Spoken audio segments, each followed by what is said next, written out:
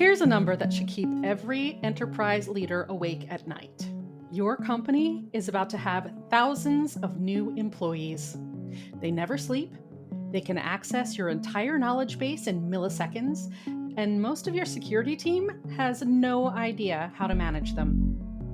These employees are AI agents, and according to Eric Freeman, Chief Information Security Officer at Ryder, your biggest security risk isn't that they're artificial, it's that you're not treating them like they're real. Agents and AI is no different than employees of a human breathing company. It's just they have less context up front until you give it their context and the ability to do something. Welcome to Humans of AI. I'm your host, Alora Weaver.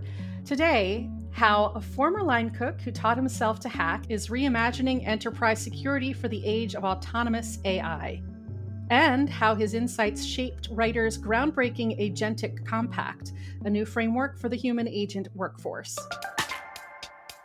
Before we get to Eric's unconventional origin story, let's start with why this matters to your bottom line.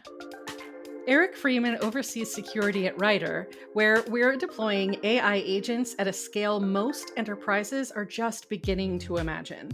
His insights have helped shape what Ryder calls the Agentic Compact, a new framework recognizing that in a human agent workforce, everyone becomes a manager.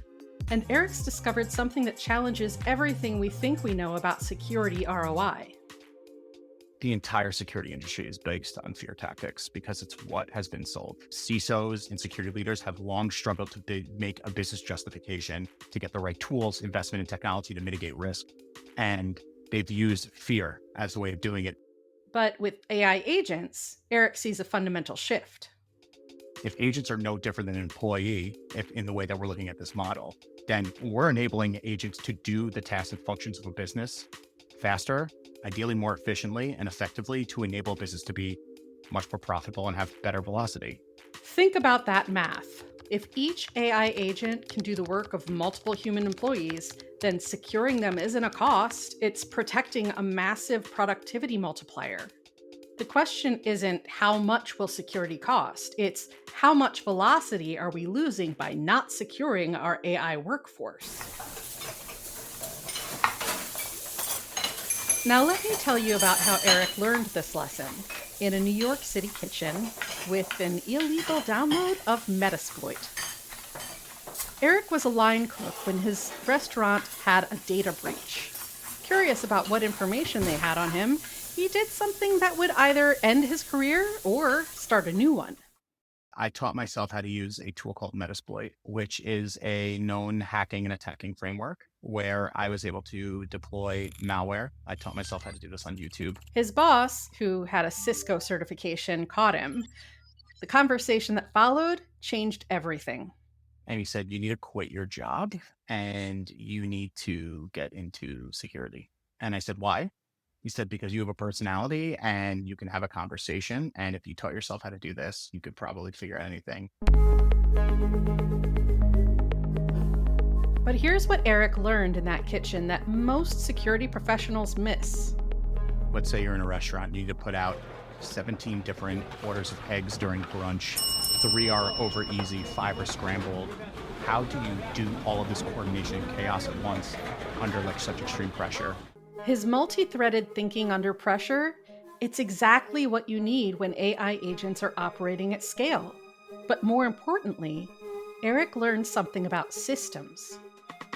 Security comes down to culture. It is not just one team. Finance and marketing teams are usually the first ones to get phished. Why? Because they're the ones that have access to a lot of customer data. Every person in the restaurant, from dishwasher to head chef, affects the final product. Everyone in your organization, human or AI, affects your security posture. At Ryder, Eric faces a challenge that every enterprise will soon confront. How do you secure not dozens, but thousands of AI agents, each with their own access permissions, each learning and adapting in real time? This is exactly what the Agentic Compact addresses, the need to treat AI agents as privileged users operating at machine speed. Eric's answer challenges conventional security thinking. Security issues largely come down to like one of two problems, which is like poorly written code that has like some type of business logic failure, or a misconfiguration that leads to over permissions. Whether it's a human employee or an AI agent, the security fundamentals remain the same, but the scale changes everything. Eric's team has developed something radical: AI agents that attack other AI agents. We've been building out agents to do functional tasks, trying to identify what we call as reachability, meaning if a vulnerability or some type of poor practice is seen within a code base, if I'm an attacker, is this reachable? They're not just finding vulnerabilities, they're testing whether those vulnerabilities can actually be exploited through multiple layers of defense. He calls this purple teaming, combining attacker and defender mindsets in the same AI systems. We're trying to build our agents internally here to have specific sub-agents that do specific tasks that are both defensive and offensive in their nature. The business implication? Instead of waiting for an attack to test your defenses, you have AI agents constantly probing, testing, and hardening your systems 24/7 at machine speed, at machine scale. Here's where Eric's vision becomes truly strategic for enterprise leaders. He's not just talking about preventing breaches. He's talking about security as a business accelerator. I would love to dispel this concept of like security is a cost center and is built on fear. It actually is what keeps your business up and running, and it's directly tangible to ROI. At Ryder, his team is working on something unprecedented, using AI to quantify security's business value. What I would love to see is how we can either use the FAIR framework or something similar to really take every single finding we have, map it to what is known in the industry, taking this information and being able to start tying a dollar amount so that we could show the ROI that we're actually providing to a business. But it goes beyond measurement. Eric envisions AI agents that don't just detect threats, but predict them.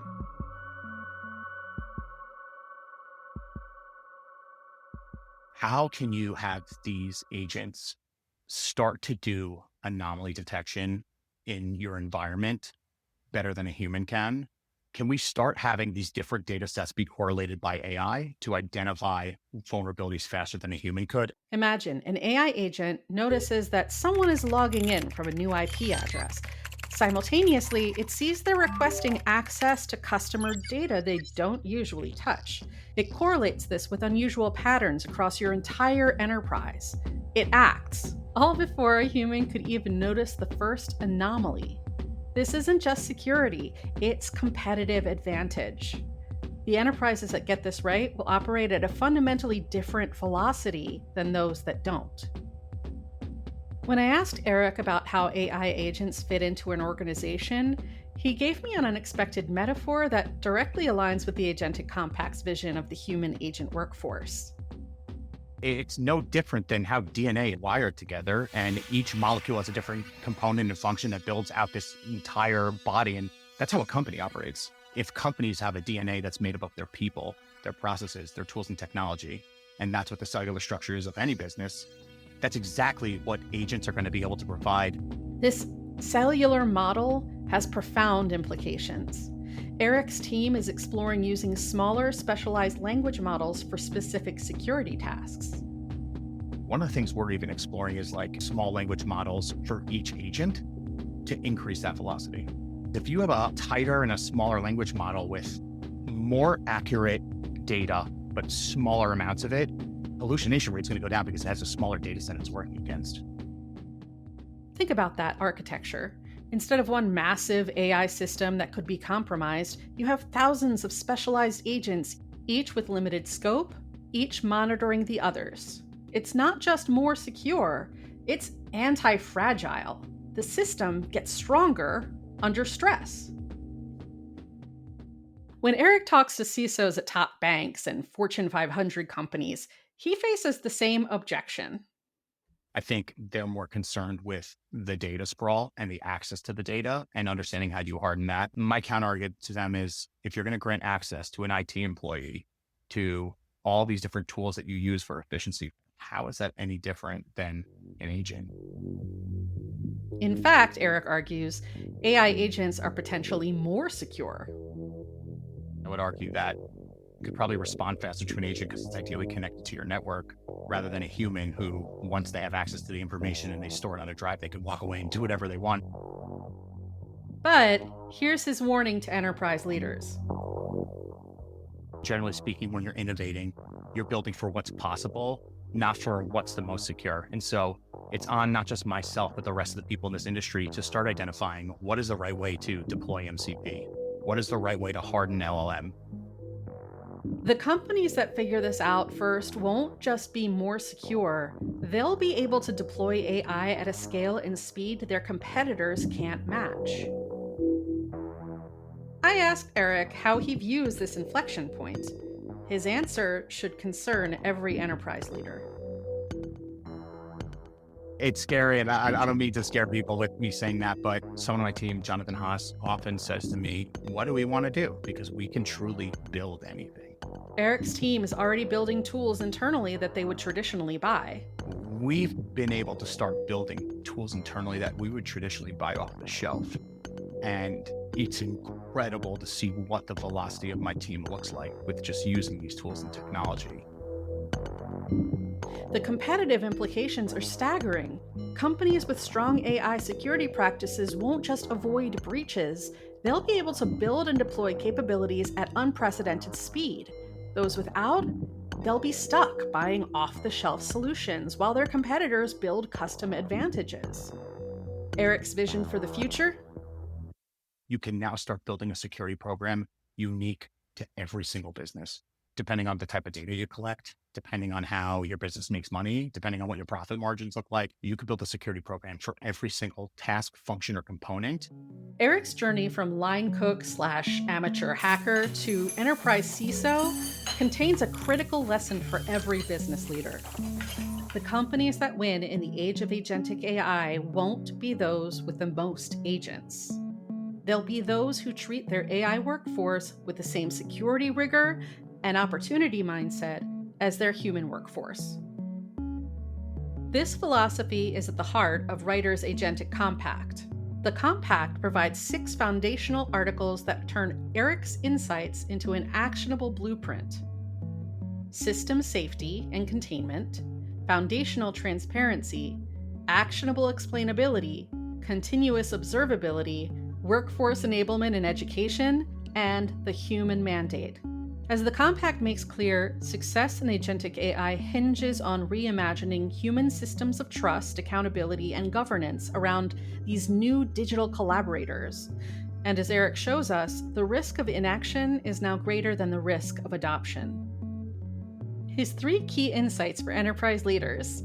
First, stop thinking of security as insurance. Start thinking of it as a velocity multiplier. Every AI agent you secure properly can operate at full speed. Every one you don't becomes a bottleneck. Second, the principles haven't changed. Role-based access control, least privilege, defense in depth, these still matter. But now you need them operating at machine speed, managed by machines themselves. Third, this is day 1. Eric's final message? This is like day 1 of Google first being released and you could search the internet. We now have that in a completely different format. All I ask is that people be more open-minded to trying this technology out. They have an opportunity to help their business not only continue to expand and grow, but they themselves have an opportunity to learn more and be a subject matter expert in whatever field they want. The question for your enterprise isn't whether to adopt agentic AI. It's whether you'll secure it properly from day 1 and turn security from your biggest risk into your biggest competitive advantage. Eric learned to hack in a restaurant basement. Now he's teaching AI to hack itself to make it stronger. The executives who understand this paradox, that the best security comes from constant controlled attacks, will be the ones who successfully deploy AI at an enterprise scale. The others? They'll still be stuck in the kitchen juggling 17 different crises while their AI-empowered competitors have already served the meal. Download the Agentic Compact at writer.com and start building your framework for the human agent workforce today. I'm Alora Weaver, and this has been Humans of AI.